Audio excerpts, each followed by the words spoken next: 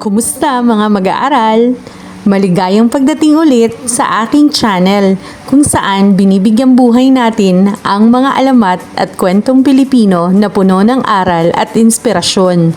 Sa video na ito, ating aalamin ang alamat ng kamatis. Noong unang panahon, may isang mabait, masipag at mapagbigay na dalaga na nakatira kasama ang kanyang pamilya. Mahilig siyang magtanim at araw-araw niyang inaalagaan ang kanyang maliit na hardin. Kahit hindi sila mayaman at sapat lamang ang kanilang pagkain, hindi siya nagdadalawang isip na tumulong sa mga taong nangangailangan. Isang araw, dumating ang isang matandang pulubi at humingi ng kaunting pagkain. Bagamat kakaunti lamang ang kanilang natitirang pagkain, masaya pa rin siyang nagbahagi. Humanga ang matanda sa kanyang kabutihan at bago umalis ay pinagpala ang kanilang hardin bilang pasasalamat.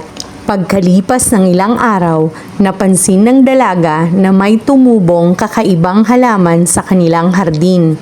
Maingat niya itong inalagaan hanggang sa namunga ito ng maliliit, bilog at mapupulang bunga nang matikman ng kanyang pamilya at ng kanilang mga kapitbahay. Nagustuhan nila ang matamis at maasim nitong lasa. Nagsimula silang magtanim ng halamang ito at mabilis itong nakilala sa iba't ibang lugar. Dahil sa kakaibang ganda at sarap ng bunga, binigyan ito ng pangalang kamatis.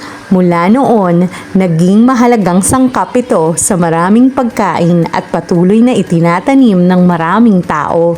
Ang alamat na ito ay nagpapakita na ang kabutihan, pagtulong sa kapwa at pagiging mapagbigay ay nagbubunga ng mga biyaya at magandang kapalaran. Ang karagdagang mensahe ng akda ay ang pagiging mabait, pagtulong sa kapwa at pagiging mapagbigay ay nagbubunga ng maraming pagpapala at swerte.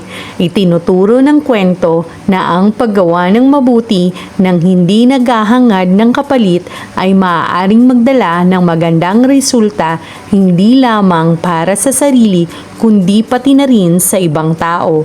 Tandaan, huwag kalimutang maging mabait sa kapwa. Tulungan ang ibang tao sa oras ng kanilang pangangailangan. Magbigay ng bukal sa puso. Ang kabutihan ay laging nagbabalik ng biyaya. Sana'y may natutuhan kayo sa araw na ito. Kaya kung nagustuhan ninyo ang kwentong ito, huwag kalimutang i-like ang video, mag-subscribe sa ating channel at pindutin ang notification bell para sa mas marami pang alamat at kwentong Pilipino. Maraming salamat. Paalam!